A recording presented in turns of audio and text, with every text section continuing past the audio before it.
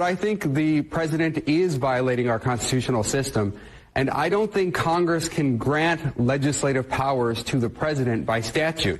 You can't just pass a statute that says the president now has appropriations power and bypass Congress. I don't think that's allowed. That's not what happened. Congress passed authority in the Defense Department, an authority when it comes to the Army Corps of Engineers. A certain amount of money, they said, is flexible in cases of emergency that the president can move around.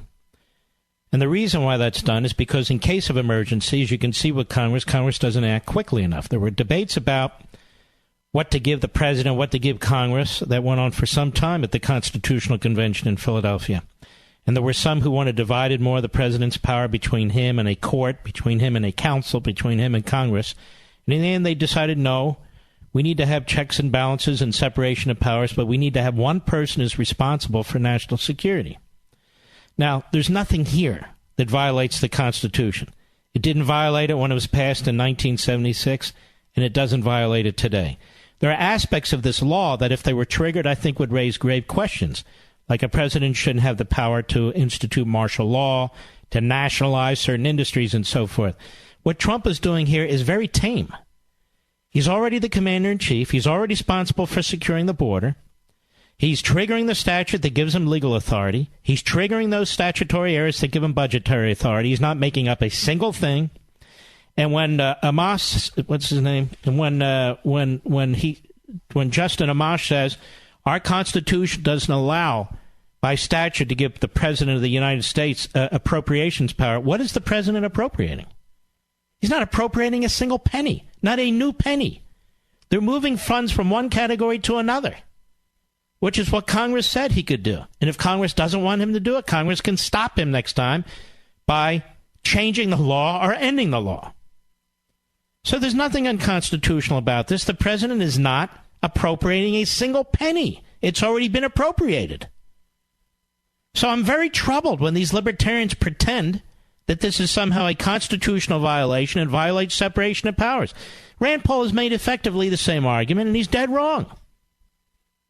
And I don't want to hear down the road when the Democrats abuse this. See, we told you. You haven't told us anything. We already know the Democrats will abuse this. They abuse the entire Constitution. We don't need lessons from Rand Paul or Justin Amash. We're well aware of this. And typically I agree with them, but not here. They're just dead wrong. They're misapplying the Constitution. Congress passed a statute in case of certain emergencies.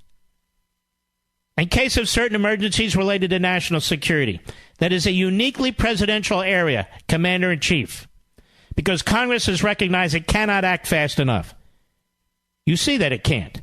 But it hasn't delegated its appropriation authority to the President of the United States. The appropriations already been authorized by both houses of Congress, signed into law by the President of the United States, and that includes the ability to move monies around from one account to another.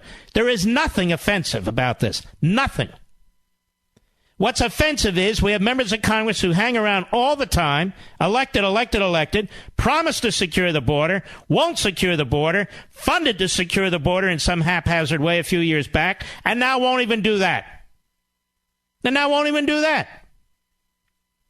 So according to Justin Amash and Rand Paul, the president should sit on his hands. He should pretend there is no National Securities Act. He should pretend Congress didn't act budgetarily in order to enable him to act. He should just, on his own, self-neuter. Now, why would he do that? Why would he do that? You're not standing on the constitutional high ground, Justin Amash, and neither are you, Rand Paul. Not in the least. This is perfectly legal. I don't care what the court says. I'm telling you, we can read it with our own two eyes. We can digest this stuff on our own. It's perfectly legal. Now, if Justin Amash had a problem with this statute, it's been in place since 1976. I don't know how long he's been there. Maybe he put out a press release or something objecting to the statute before Trump triggered it. But I don't remember anybody banging the pots and pans over this, do you? I don't remember Rand Paul ever bringing this up, do you? If it's such an abomination, why not? Why not? So they're wrong. And it's not that we think we're right and we're misapplying the Constitution and, they're not intentionally doing this, as Jake Tapper suggests. We're just wrong, of course. Well, that's not true. We happen to be right, I believe. Well, we'll let the courts decide. Now, that one cracks me up the most for the reasons I've told you before. The court has no role in this whatsoever. This is a political and legislative presidential dispute. You really want John Roberts deciding this? This guy's become such a screwball, it's not even funny.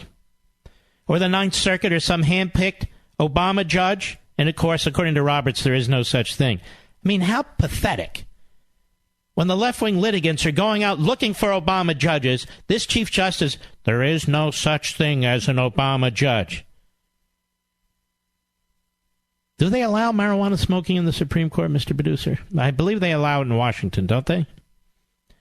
I mean, they're all holed up, so I don't know what's going on there on the liberal side. I noticed they're eating a lot more brownies lately. Have you noticed that?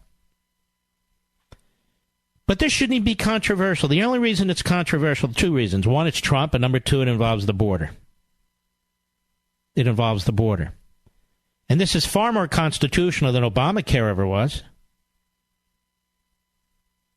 It's far more constitutional than DACA ever was. As I said, it's been used over 50 times before.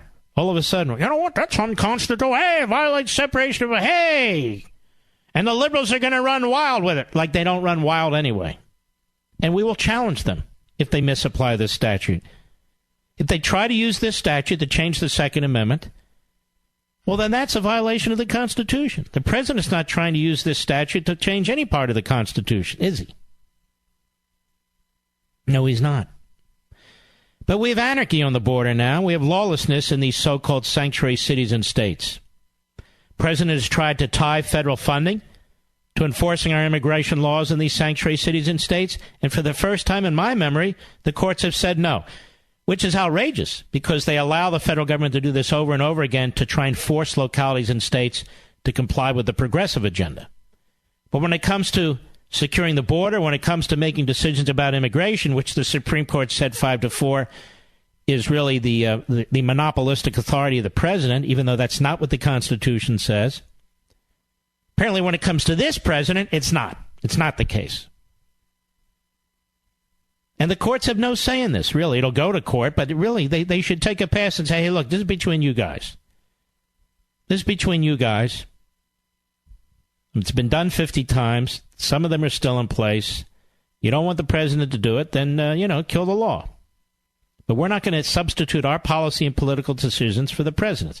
Now, you watch on the left on the court, which would have supported DACA, which would support all the muscling up of the executive branch under a leftist, like Obama pushing his agenda. When it comes to Trump, you watch how they wring their hands and pretend to be constitutionalists. But Justin Amash and Rand Paul could not be more wrong in their thought process when it comes to this.